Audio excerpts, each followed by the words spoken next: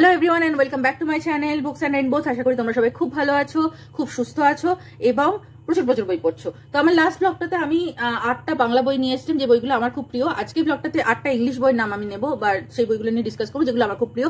Normally কেউ যখন আমাকে বলে যে কোন বইটা পড়া যেতে পারে বা কিছু কোনো বুকস বই সাজেশন চায়, তখন আমি এই বইগুলোর মধ্যে থেকে কিছু না কিছু বই সাজেস্ট করে থাকি। এই বইগুলোর মধ্যে ফিকশন আছে, নন ফিকশন আছে, গ্রাফিক নভেল আছে। তো আমার মনে হয় যারা ভিডিওটা দেখবে তারা প্রত্যেকেই তাদের পছন্দ মতো কিছু না কিছু টপিক পেয়ে যাবে, কিছু না কিছু বই পেয়ে যাবে। তো আর দেরি করবো না, চলো শুরু করা যাক। ফার্স্ট যে বইটা আমার কাছে আছে সেটা হচ্ছে Paulo Coelho, Veronika decides to die. এইটার হার্পার কলিন্স থেকে বেরিয়েছে এবং যখন আমি কিনেছিলাম তখন বইটার দাম ছিল 250 টাকা, কিন্তু ডেফিনেটলি এখন 250 টাকা নেই, সম্ভবত 399, 400, 450 এরকম দাম হয়েছে বইটার। তো তবে অ্যামাজন বা ফ্লিপকার্টে অনেক কমে তোমরা পেয়ে যাবে। তো যাই হোক, ফার্স্টে বইটা সম্বন্ধে কিছু বলার আগে বইটার ফার্স্ট একদম শুরু যে লাইন করা সেটাকে পড়ে শোনাই তোমাদের।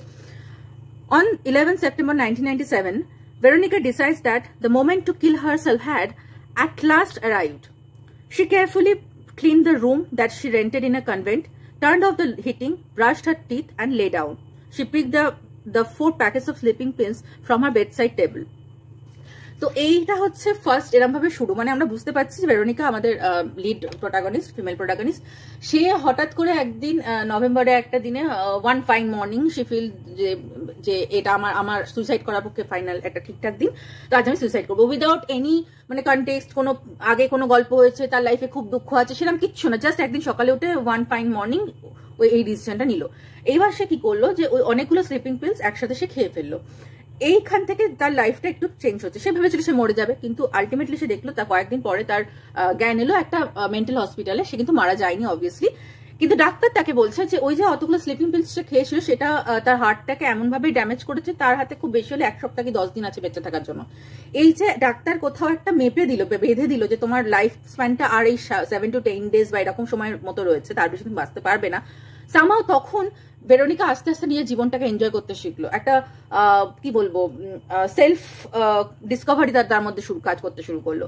এবং লাস্ট পর্যন্ত কি হবে সেই নিয়ে গল্পটা অসাধারণ একটা গল্প। মেন্টাল হেলথের প্রচুর দিক এই বইটাতে তুলে ধরতে পেরেছেন পাওলো কোয়েলো।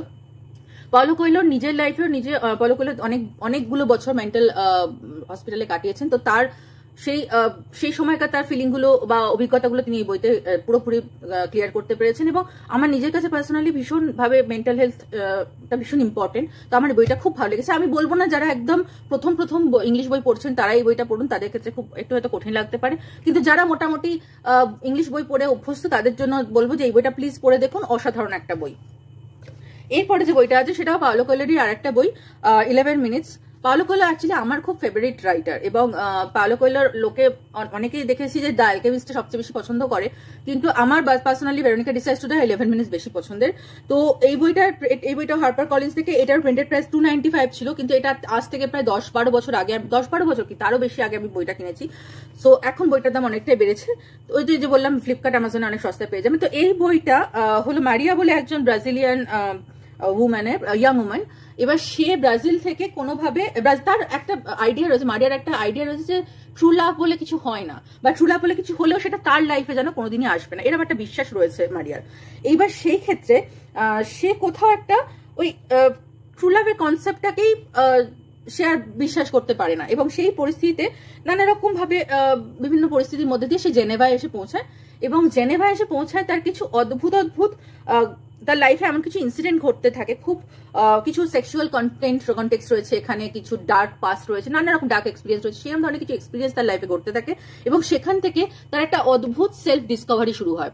এবং লাস্ট পর্যন্ত সে ট্রু লাভ খুঁজে পেলেও কিভাবে পেলো, সে সেলফ ডিসকভারিটা সত্যি সে নিজেকে খুঁজে পেলো কিনা, এই সমস্ত নিয়ে গল্পটা। এবং এই গল্পটা আমি বারবার বলে দিই যে এই গল্পটা কিন্তু অ্যাকচুয়ালি অ্যাডাল্টদের জন্য, মানে ইটস নট ফর, মানে সাধারণত 18 বছর বা অ্যাটলিস্ট 16 বছরের ওপরে যারা রিডার তারা এই বইটা পড়ুন, তবেই আপনার বইটা এনজয় করতে পারবেন। তো এই বইটা ছিল আমার নেক্সট বই। এরপরে যে বইটা আছে সেই বইটা আমি অ্যাকচুয়ালি আগের একটা ব্লগে মেনশন করেছিলাম, দ্য লিবারেশন অফ সীতা, ভোলগার লেখা। এটা অ্যাকচুয়ালি তেলেগু একজন রাইটার ভোলগা, তার লেখা, সেখান থেকে ট্রান্সলেট করেছেন টি বিজয় কুমার অ্যান্ড সি বিজয়শ্রী। তো এই বইটা খুব বেরিয়েছে হচ্ছে হার্পার কলিন্স থেকে, এবং এটা প্রিন্টেড প্রাইস হচ্ছে 250 টাকা, সম্ভবত এখন 250 টাকা বা 300 আশেপাশে রয়েছে, খুব বেশি দাম বাড়েনি। এই বইটা হচ্ছে রামায়ণের বেশ কিছু character, important character, specially female characters main obviously female characters এর মধ্যে আমরা ফিমেল প্রোটাগনিস্ট জানি সীতার ক্যারেক্টারটা তো রয়েছে, সীতা ক্যারেক্টারটা কন্টিনিউয়াস রয়েছে, কিন্তু তার সত্ত্বেও এক একটা চ্যাপ্টার, এই যে 5টা চ্যাপ্টার আপনারা দেখছেন, তার মধ্যে 4টে চ্যাপ্টারে সীতার সাথে অহল্যা, শূর্পণখা এই ধরনের যে ফিমেল ক্যারেক্টার গুলো রয়েছে রামায়ণে, যাদের সম্বন্ধে আমরা খুব যে ডিপলি রামায়ণে পড়তে পেরেছি তা নয় হয়তো, তো সেই রকম কিছু ক্যারেক্টারের কনভারসেশন, তার সাথে দেখা এরকম একটা সিচুয়েশন, এমন কিছু গল্প রয়েছে সিচুয়েশনের। মানে আমরা যখন সীতার বনবাস চলছে তখন ওই যে আশ্রমের সীতা থাকতো তার আশেপাশেই কোথাও একটা কোনো না কোনোভাবে অহল্যার সাথে শূর্পণখার সাথে তার আবার দেখা হচ্ছে, সেখানে কিছু কনভারসেশন চলছে, সেগুলো নিয়ে এই বইটা। এবং এই বইটাতে না অদ্ভুত ভাবে মানে রিটেলিংটা, মিথোলজিক্যাল রিটেলিংটা করা হয়েছে খুব মানে কি বলবো, ফেমিনিস্ট পার্সপেক্টিভ থেকে, খুব সুন্দর লেখা, অসাধারণ লেখা। এটা যারা প্রথমবার পড়ছেন বই, ইংলিশ বই, তাদের জন্য, তারাও পড়তে পারেন। ছোট ছোট চ্যাপ্টার, কোনো কিছু ব্যাপার নয়। আর লাস্ট যে চ্যাপ্টারটা দ্য শ্যাকেলটা হচ্ছে রামের ওপর। অবভিয়াসলি রাম ফিমেল ক্যারেক্টার নয়, কিন্তু রামের ওপর এই কারণে কোথাও না কোথাও আমরা যদি রামায়ণটা খুব ভালো করে পড়ি, আমাদের ফিল হবে যে রামও কোথাও একটা টক্সিক প্যাট্রিয়ার্কির শিকার ছিলেন। তো সেই একটা থেকে কিন্তু এই লাস্টের যে চ্যাপ্টারটা সেটা লেখা, এবং এই লাস্টে কিছু কোয়েশ্চেন আনসার রয়েছে। খুব সুন্দরভাবে কিন্তু এটাতে লেখিকা মানে বলগা ব্যাখ্যা করেছেন যে কেন শুধু রামায়ণে মানে আমরা একটা পার্সপেক্টিভ থেকে কোনো ক্যারেক্টারকে দেখে অভ্যস্ত, কিন্তু তার যে আলাদা মাল্টিপল পার্সপেক্টিভ হতে পারে, ফেমিনিস্ট পার্সপেক্টিভ হতে পারে, সেটা দেখার জন্য এই বইটা অবশ্য পাঠ্য। প্লিজ পড়ুন, খুব ভালো লাগবে। এটা আমার মনে হয় যে ওই যে বললাম, যারা একদম বিগিনার তারাও পড়তে পারে, কোনো অসুবিধা নেই, প্লিজ পড়ুন। এরপরে যে বইটা আছে সেটা আমার খুব ফেভারিট একটা বই, মুরাকামির স্পাটনিক সুইটার্ট। হারুকি মুরাকামির বইগুলো পড়ার একটা মজা আছে। আমার যত মনে হয় হারুকি মুরাকামির বই ইদার কেউ খুব ভালো লাগবে পড়লে, আর না হলে একদম পছন্দ করবে না। তো আমি হারুকি মুরাকামি, লোকে অনেকে নরওয়েজিয়ান রুট দিয়ে পড়া শুরু করে, বাট আমি শুরু করেছিলাম স্পাটনিক সুইটার্ট দিয়ে, এবং এটা আমার অনেক বেশি ভালো লেগেছিল নরওয়েজিয়ান রুটের থেকেও। তো এই বইটা বেরিয়েছে হচ্ছে ভিন্টেজ থেকে, এটার প্রিন্টেড প্রাইস 599, এখনো সম্ভবত একই রয়েছে। এনিওয়েজ, তো এই বইটা হচ্ছে হারুকি মুরাকামি গল্পগুলো বিখ্যাত হচ্ছে তার ম্যাজিক রিয়েলিজমের জন্য। এবার এই বইটা যেটা সেটা হচ্ছে একটা লাভ ট্রায়াঙ্গেলের ওপর বই, এবং এলজিবিটিকিউ স্টোরি। মানে যে লাভ ট্রায়াঙ্গেল আছে তার মধ্যে দুজন ফিমেল ক্যারেক্টার এবং একজন মেল ক্যারেক্টার। তো মেন যে ক্যারেক্টারটাকে আমরা দেখবো সুমায়ার, তিনি হচ্ছেন একজন অ্যাসপায়ারিং রাইটার, এবং তিনি তার থেকে বয়সে প্রায় 15-16 বছর বড় মিউ বলে একটি ক্যারেক্টার রয়েছে, তার প্রতি তাকে খুব ভালোবাসে, অবভিয়াসলি একতরফা একটা লাভ। এবং তার সুমায়ার আবার একজন বেস্ট ফ্রেন্ড রয়েছে, কে, ওনার নাম শুধু আমরা কে বলেই জানি, কে, যে অ্যাকচুয়ালি সুমায়রাকে ভালোবাসে। তো এরকম একটা লাভ ট্রায়াঙ্গেল রয়েছে। এইবার ব্যাপারটা হচ্ছে সুমায়রা মিউয়ের সাথে কোনো একটা জায়গায় ঘুরতে যাবে, যেখানে গিয়ে মিউয়ের সাথে তার একটা সম্পর্ক তৈরি হবে, এবং তারপর থেকে হঠাৎ করে সুমায়রাকে আর খুঁজে পাওয়া যাবে না। এইখান থেকে ম্যাজিক রিয়েলিজমটা শুরু। এইখানটাতেই আমরা দেখতে পারি মিউয়ের একটা কিছু পাস্ট রয়েছে, যে পাস্টের মধ্যে বেশ কিছু ম্যাজিক রিয়েলিজমের এলিমেন্ট রয়েছে, এবং এগুলো খুব কি বলবো, ভীষণ ইমোশনাল একটা জায়গা। আবার তার সঙ্গে পড়তে পড়তে খুব মনে হবে আচ্ছা এটা কি হলো, এরকম একটা প্রশ্ন আমাদের মনে আসবে, যে ম্যাজিক রিয়েলিজম নিয়ে হারুকি মুরাকামির মতো লেখা বোধহয় খুব কম লোকেই লিখতে পেরেছেন। তো সেই জন্য আমি ওই জায়গাটাতে অসাধারণ ভালো লাগে আমার এই হারুকি মুরাকামির প্রত্যেকটা বইয়েছে ম্যাজিক রিয়েলিজমের জায়গাটা। তো এটাও মানে সেরকমই অসাধারণ বই। এবং লাস্টে মিউ ফিরে আসবে কিনা, বা কে তাকে খুঁজতে যাবে, কে মিনস এখানে অবভিয়াসলি সুমায়রার বন্ধুকে। তো এবার সেটা নিয়ে গল্পটা লাস্টে কি হবে সেটাও একটা দেখার। এই বইটাও আমি বলবো যে যারা প্রথম পড়ছেন তাদের পক্ষে হয়তো একটু মনে হবে বোরিং লাগতে পারে, ফার্স্ট কিছু পেজ বেশ বোরিং লাগতে পারে, কিন্তু প্রথম কয়েক পৃষ্ঠা যদি পড়ে উতরে যাওয়া যায় তারপর থেকে বইটা আপনারা ছাড়তে পারবেন না। মানে যারা বেশ মানে মুরাকামির বই আমি বারবার বলি যে যারা মোটামুটি ইংলিশ বই পড়ে অভ্যস্ত তাদের জন্য এটা একদমই বিগিনার ফ্রেন্ডলি নয়, কিন্তু তাও আমার যেহেতু প্রিয় বই নিয়ে আমি এই ভিডিওটা করছি তাই আমি বইটা রেখেছি, পড়ে দেখতে পারেন, খুব ভালো লাগবে। এরপরে যে বইটা, সেই বইটা আমি সাধারণত সবাইকে মানে সাজেস্ট করে থাকি, এলিফ শাফাকের 40 রুলস অফ লাভ। এই বইটার পেঙ্গুইন থেকে বেরিয়েছে, এবং এই বইটার প্রিন্টেড প্রাইস 499 টাকা। সম্ভবত জানি না এখন বেড়েছে কিনা, কিন্তু বাড়ার কথা না, সম্ভবত একই থাকবে। আমি 2016-তে না 17-তে কিনেছিলাম বইটা। তো এই বইটা অসাধারণ একটা বই, মানে ফিলোসফিক বলুন, লাইফ লেসন বলুন, নিজেকে নতুন করে খুঁজে পাওয়া বলুন, সমস্ত কিছু আছে এই বইটার মধ্যে। এই বইটার মেন ক্যারেক্টার আমরা দেখতে পাবো এলা, সে একজন হাউস ওয়াইফ অ্যাকচুয়ালি, কিন্তু তার কোথাও একটা কয়েক বছর ধরে মনে হচ্ছে তার হাজবেন্ড তার সংসারে কিছু বাইরে যেন তার নিজের কোনো লাইফ আর থাকছে না। তো ও একটা এলা একটা পার্ট টাইম জব নেয়, যেখানে তাকে নতুন নতুন বই পড়ে সেই বইয়ের রিভিউ করতে হবে। তো সেরকম একটা বই পড়ার কাজে মানে কাজও নেয়, এবং বইটার নাম হচ্ছে সুইট ব্লাসফেমি। এই বইটা লিখেছেন আজিজ বলে একজন রাইটার। তো এবার এই যে ব্লাসফেমি, সুইট ব্লাসফেমি বলে যে বইটা এলা পড়তে গিয়ে জানতে পারে এই বইটার মেন থিম হচ্ছে রুমি এবং শামস তাবরিজের রিলেশনশিপ এবং তাদের লাইফ লেসন নিয়ে। এবার রুমি হচ্ছেন অবভিয়াসলি আমরা সুফিজম জানি, সুফিজম কতটা, রুমির নাম অনেকে না জানলে সুফিজম এই ধরনের ওয়ার্ড গুলো তাদের অনেকেরই পরিচিত। এই সুফিজমের স্রষ্টা বলুন বা মানে সেভাবে সেটাকে সুফিজমকে পপুলার করার পেছনে রয়েছেন রুমি। এবং রুমির তিনি একজন প্যাশনেট পোয়েট, ভীষণ ভালো ভালো পোয়েট্রি রয়েছে। আমি যদি কোনোদিন পোয়েট্রি বই সাজেস্ট করি, আমি রুমির বই অবভিয়াসলি সাজেস্ট করবো। আমার খুব প্রিয় রুমির লেখাগুলো। অবভিয়াসলি সেগুলো ট্রান্সলেশনই আমাদের পড়তে হয়, এবং তিনি বিশাল বড় একজন ফিলোসফার, সবচেয়ে বড় কথা। কিন্তু ইন্টারেস্টিংলি রুমির ফিলোসফি কিন্তু সেভাবে অ্যাকচুয়ালি শিখেছেন শামস অফ তাবরিজের কাছ থেকে। তিনি একজন শামস অফ তাবরিজ মানে বুঝতে তাবরিজ থেকে আসা একজন শামস। তো এবার সে কোথাও একটা রুমি আগে যা জ্ঞান ছিল সেগুলোকে আনলার্ন করে নতুন করে তাকে জীবনের শিক্ষা দিয়েছিল।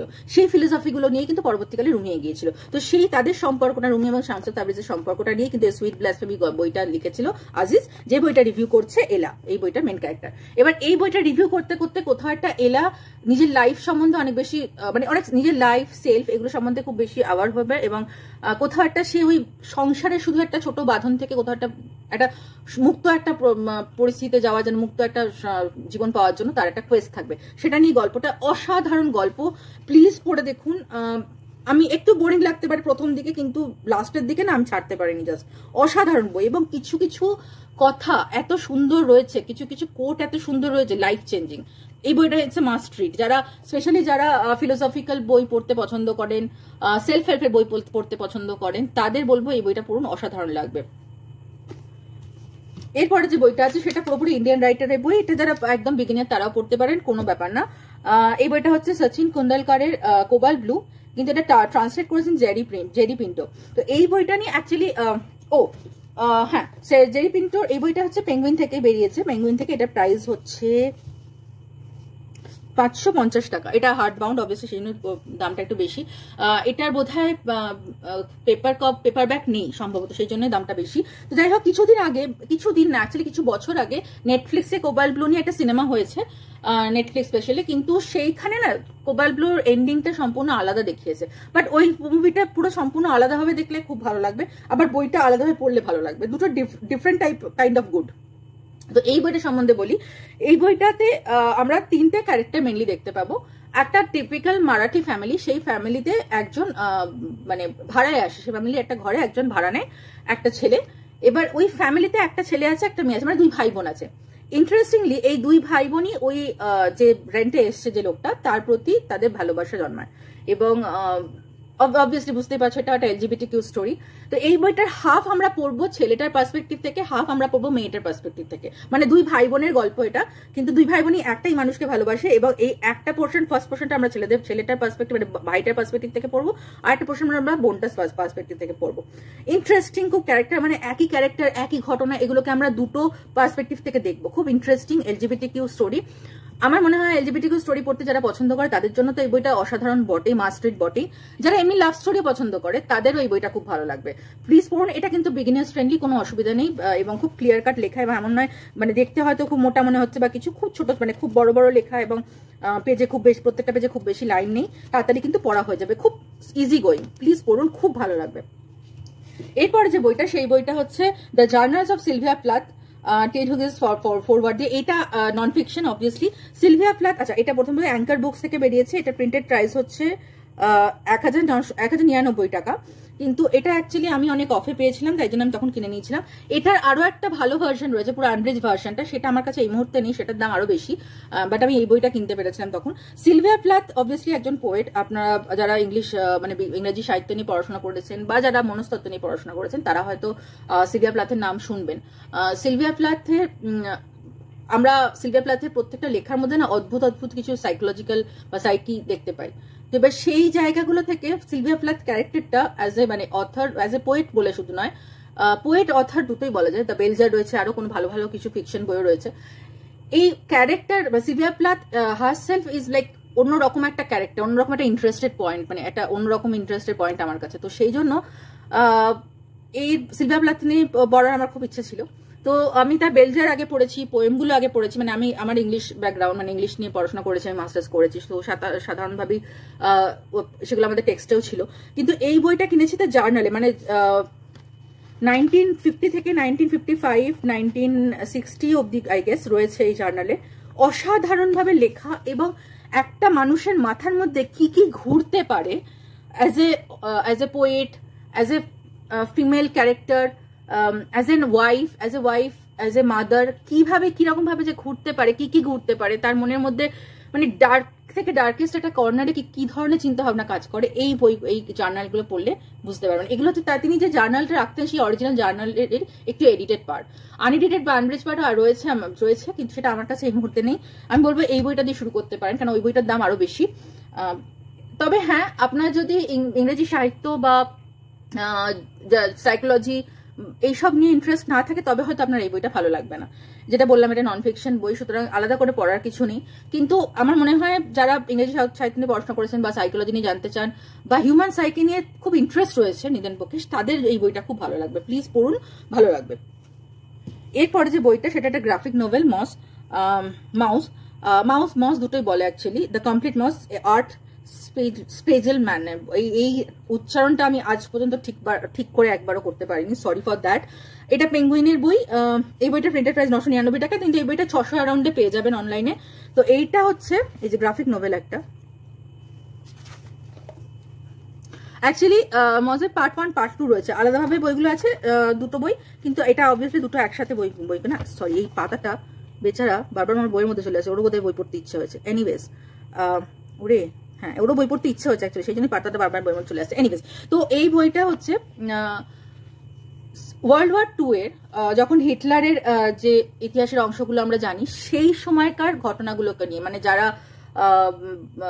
যারা এই ধরনের হিটলারের অত্যাচারের শিকার হয়েছিল, যেসব ইহুদিরা, কনসেন্ট্রেশন ক্যাম্প বা এই ধরনের জিনিসপত্র, সমস্ত কিছু এই বইটাতে রয়েছে। কিন্তু হ্যাঁ, এই বইটা মেন ক্যারেক্টার হিসেবে আমরা ইঁদুর দেখতে পারবো, ইঁদুরগুলোকে দেখতে পারবো। কিন্তু মানে এটাও একটা কথা সিম্বলিক, মানে হিটলার যেভাবে মানুষ মেরেছে, তাদের কাছে ইঁদুর মারার মতো এরকম ভাবে, মানে ঢালাও যেন মেরে ফেলছে, এরকম একটা ব্যাপার ছিল।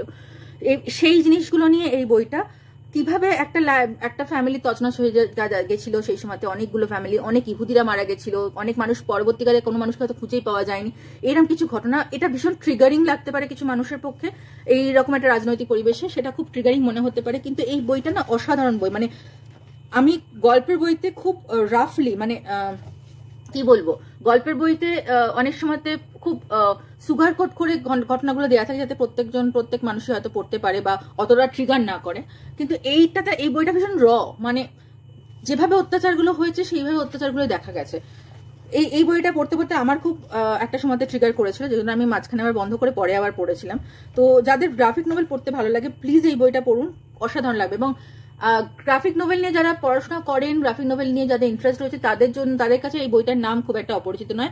এবং টপ 10 গ্রাফিক নোভেল বলে যদি আপনারা সার্চ করেন, আজও এই বইটার নাম আসবে। প্লিজ এই বইটা পড়ুন, অসাধারণ লাগবে। তো এই কটাই আজকে সেশন নিয়ে এসেছে, এই 8টা। যারা গ্রাফিক নোভেল পড়তে চান তাদের জন্য গ্রাফিক নোভেল, যারা নন ফিকশন পড়তে চান তাদের জন্য নন ফিকশন, ইন্ডিয়ান রাইটার, এবং যারা ইজি টু রিড পড়তে চান বিগিনার্স জন্য, তাদের জন্য এই দুটো বই। এবং যারা একটুখানি ইংলিশ বই পড়ে মানে এখন একটুখানি ইংলিশ বই পড়তে স্বাচ্ছন্দ্য বোধ করে, তাদের জন্য এই বইগুলো। মোটামুটি এই বইয়ের 8টা বইয়ের মধ্যে সব ধরনের বই আমি সাজেস্ট করার চেষ্টা করলাম। আশা করি আপনাদের ভালো লাগবে এই সাজেশনগুলো, আপনারা এনজয় করছেন আমার ভিডিওগুলো আশা করি। এবং প্লিজ যদি ভালো লাগে আমার একটা ভিডিওর নিচে একটা কমেন্ট করে দেবেন, একটু লাইক শেয়ার সাবস্ক্রাইব করে দেবেন। সাবস্ক্রাইব বাটনের পাশে একটা বেল বাটন রয়েছে, সেটাকেও একটু ক্লিক করে দেবেন, যাতে আমি কোনো ভিডিও আপলোড করলে আপনাদের কাছে নোটিফিকেশন চলে যায়। তো প্লিজ বই পড়তে থাকুন, আমার ভিডিও দেখতে থাকুন, এবং আমি চেষ্টা করবো নতুন নতুন বইয়ের সাজেশন নিয়ে আপনাদের কাছে পরবর্তীকালেও আসার। এবং প্লিজ সাবস্ক্রাইব আর লাইক শেয়ার করুন, তাহলে আমি একটু ইন্টারেস্ট পাই, আর কিছু না। চলুন আজকের মতো এই পর্যন্তই, সায়নারা।